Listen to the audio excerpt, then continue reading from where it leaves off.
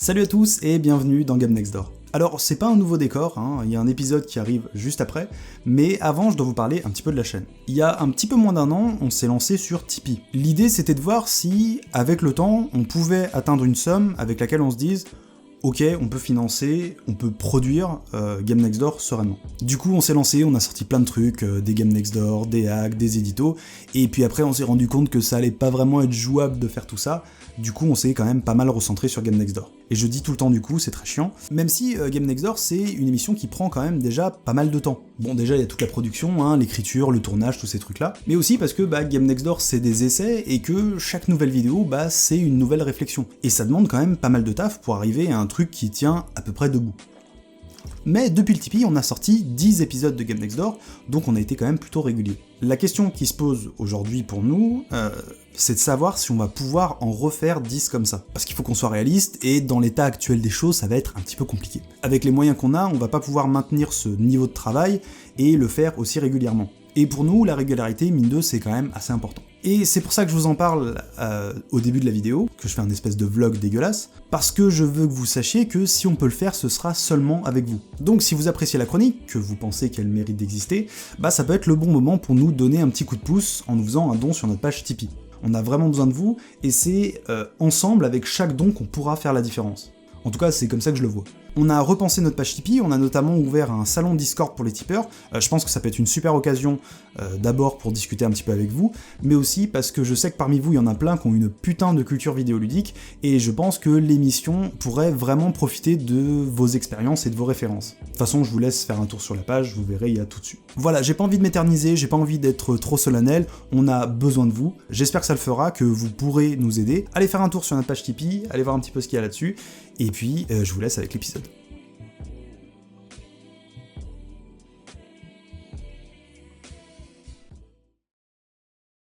S'il y a encore beaucoup de débats pour savoir si le jeu vidéo est un art, je crois qu'il n'y aura pas besoin de convaincre grand monde pour dire que dans bien des cas, c'est aussi un produit, un objet culturel qu'on vend à des joueurs / consommateurs.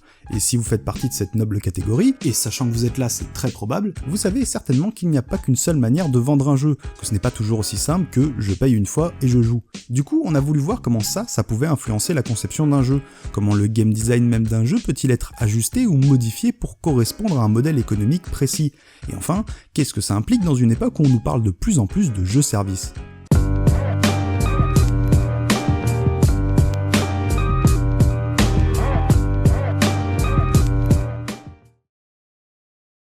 Alors avant de se lancer, peut-être qu'il faut préciser ce qu'on entend par modèle économique. Je lance le PowerPoint ? Non, c'est bon, ça ira. Grossièrement, un modèle économique décrit comment on génère du pognon avec un produit ou un service donné.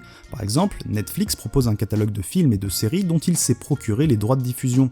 Le modèle se base sur un abonnement mensuel qui offre un accès illimité au dit catalogue.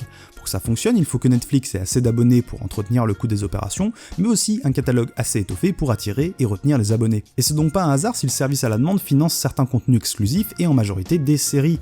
Parce que si on raisonne en termes d'argent investi et de temps demandé aux spectateurs, c'est un format beaucoup plus rentable que le film, et en plus les différentes saisons reviennent régulièrement nous rappeler pourquoi on casque.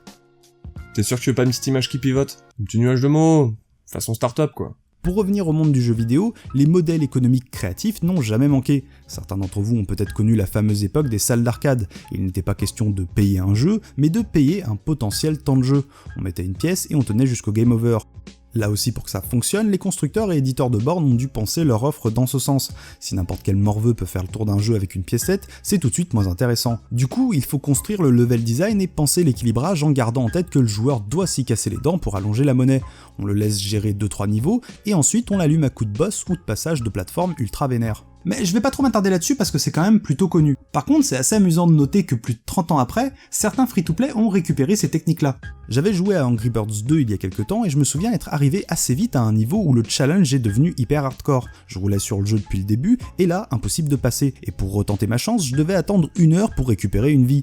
Exactement comme ces jeux arcade, certains free-to-play ont été designés pour frustrer le joueur à un moment donné et l'inciter à lâcher sa monnaie. La différence est que seule une petite partie des joueurs paye réellement, mais la population qu'on peut atteindre avec un jeu gratuit sur l'App Store est un poil plus importante que celle d'une borne dans un bar de province. Mais dans les deux cas, le modèle économique délimite les possibilités de game design. Par exemple, dans l'arcade, il faut forcément un système d'échecs, soit par la mort, soit par la fin d'un temps à partie.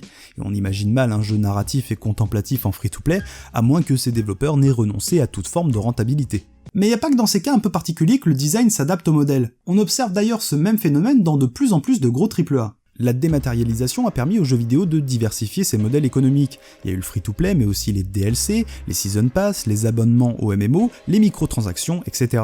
Plein de façons de consommer littéralement du jeu vidéo qui sont rentrées aujourd'hui dans les mœurs. Je crois qu'on a tous déjà acheté un DLC. Oh, doit bien y avoir 2-3 irréductibles qui font de la résistance. Que ce soit du contenu ludique ou des simples cosmétiques, tout ou presque a déjà été monétisé. Et la gourmandise de certains éditeurs a même déjà mené des gros titres directement à la case Easy Cash. On se souvient d'Evolve qui dès sa sortie annonçait un paquet de DLC, notamment des monstres et des personnages au gameplay unique. Pour un jeu semi-compétitif vendu plein pot, ça la fout un peu mal. Mais le nouveau truc à la mode chez les marketeurs de bon goût, c'est le jeu service, ou le jeu live comme le nomme Anne Blondel-Join, vice-présidente d'Ubisoft. Les jeux comme un service ou les jeux live désignent les jeux qui offrent aux joueurs une expérience évolutive sur le long terme. Ils se reposent souvent sur un multijoueur compétitif comme Rainbow Six Siege, mais ils peuvent aussi inclure d'autres expériences comme The Crew. Le terme live désigne toutes les activités et interactions créées pour la communauté avant et après la sortie du jeu, mais aussi les mises à jour, les nouveaux contenus et autres événements présents durant tout son cycle de vie. Derrière ces quelques phrases se cache une idée centrale qui n'est bien sûr jamais nommée de la sorte, la rétention du joueur. En gros, les jeux services sont ces jeux qui tentent de garder l'attention du joueur le plus longtemps possible et de monétiser celle-ci via divers contenus. Alors entre nous, c'est pas vraiment un nouveau modèle économique. Disons que c'est plus un concept qui s'est formé autour de plein de trucs qui sont là depuis un petit moment. Les DLC, les microtransactions, etc. Mais c'est ce vers quoi se dirigent la plupart des gros éditeurs. Ubisoft donc, mais aussi EA Games, Activision, Square Enix, bref, les usual suspects. Bien sûr, ce modèle de jeu-service n'est pas innocent, il découle d'une stratégie générale que ces gros poissons sont en train d'adopter. La rétention du joueur est envisagée comme un moyen de rentabiliser le coût de développement toujours plus important des jeux et de faire face à la concurrence toujours plus rude qui sévit sur le marché mainstream. Ok, d'accord. Suffit de constater l'énorme embouteillage de novembre dernier et les fours commerciaux que quelques gros jeux se sont pris pour se rendre compte qu'effectivement, c'est assez chaud. Mais ce qui nous intéresse, c'est si ce virage vers le jeu-service influence le design des jeux, et pendant une présentation financière, Square Enix n'a pas été très ambigu. Les titres qui ont le mieux marché ces dernières années tendent à se reposer sur le modèle du jeu-service, et nous pensons que ce modèle sera le plus populaire dans les années à venir. Au cours du développement de nos prochains jeux, nous allons approcher le game design en gardant en tête l'idée de créer des flux de revenus réguliers. Au moins, c'est clair. Maintenant, il s'agit de voir comment le game design peut être pensé pour favoriser la rétention du joueur et créer des flux de revenus réguliers. J'adore ces petites tournures. La meilleure solution pour donner un petit goût de revenez-y à un jeu, ça reste le multijoueur à tendance compétitive, et ça date pas vraiment d'hier. Mais les jeux compétitifs ont pris une toute autre dimension, notamment grâce au streaming, et ils sont aujourd'hui à la fois joués et regardés par des millions de joueurs chaque mois. Ces jeux ont toujours été designés pour être pratiqués sur la durée. Quand ils sont bien équilibrés, ils offrent des stratégies différentes que les joueurs peuvent explorer, peaufiner et adapter au style de leurs opposants. Et les plus compétitifs doivent se connecter très régulièrement afin de ne pas perdre la main et garder un œil sur la méta. Parce que le jeu lui-même peut très vite changer, des nouvelles cartes sont ajoutées, des capacités sont rééquilibrées, et des nouveaux personnages, héros, champions ou ce que vous voulez sont ajoutés au roster. Tous ces changements apportent leur lot de nouvelles stratégies et relancent donc la machine. La communauté, des raisons de jouer tous les jours, les ingrédients du jeu-service sont déjà là, il n'y a donc plus qu'à les monétiser pour que ça marche. Des coffres de skins, des pochettes surprises de cartes, vous connaissez les bails. Mais tous les jeux-services ne sont pas des jeux compétitifs. Si vous prenez des titres comme Destiny, The Crew, Ghost Recon Wildlands, The Division ou encore GTA Online, tous s'intègrent dans une stratégie similaire. Et là je ne prends que ceux qui sont sortis, parce que dans quelques mois ou années s'ajouteront Destiny 2, Anthem, peut-être Far Cry 5, Red Dead Redemption 2 qui aura sans aucun doute un mode online, et peut-être même Beyond Good and Evil 2. De ce qu'on sait, Michel Ancel a complètement revu sa formule, et ce ne serait pas si surprenant d'apprendre que c'est en partie pour rentrer dans la stratégie amorcée par Yves Guillemot. Bon là je spécule un peu, on en rediscutera en 2022. Mais pour rester sur ceux dont on connaît un peu plus le fond, on peut constater qu'ils partagent de nombreux traits de game design. D'abord le multijoueur online. Tous ces jeux intègrent une forme de multijoueur, que ce soit de la coop ou du PVP. On sait tous que la meilleure raison de revenir à un jeu, c'est parce que des potes y sont déjà. C'est donc quasi indispensable pour un jeu service. Ensuite, la plupart comptent aussi des systèmes et des mécaniques hérités du MMORPG, du loot, de l'XP, des quêtes, des classes de personnages, du grind, etc.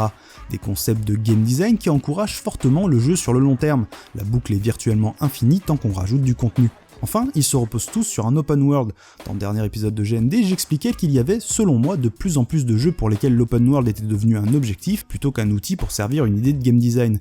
Et bien ça me semble encore plus vrai pour les jeux services. Pour accueillir régulièrement du contenu et des événements, l'open world est l'unique solution, et plus il est vaste, plus il y a de place pour y faire du bif. Le monde est construit comme un immense parc d'attractions dans lequel on ajoute des manèges payants au fur et à mesure du temps.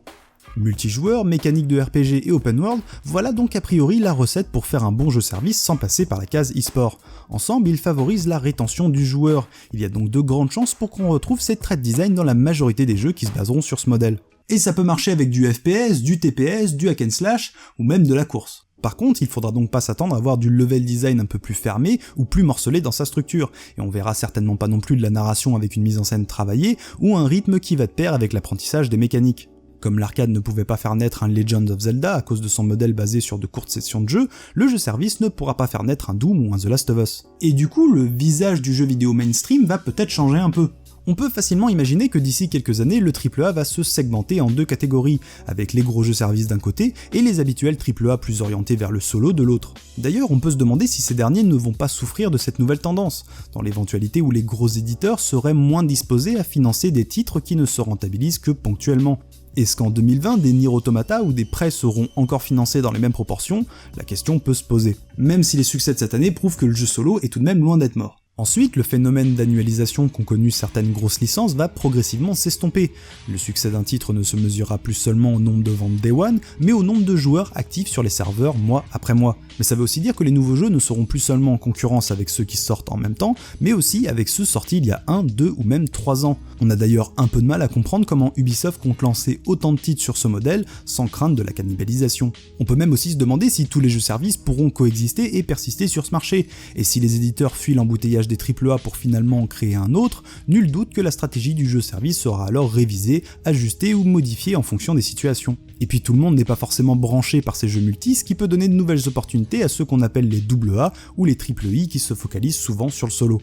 De toute façon, c'est toujours un peu cyclique. Mais dans tous les cas, les modèles économiques influenceront toujours le jeu vidéo, que ça soit dans sa pratique ou dans son design.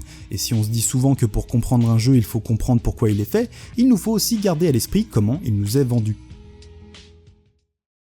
Merci à tous d'avoir suivi cet épisode, dites-nous un peu votre sentiment sur ces jeux services, comment voyez un peu la chose pour vous ou pour le jeu vidéo en général. N'oubliez pas le petit tip si vous pouvez, à bientôt je l'espère, et cœur sur vos manettes.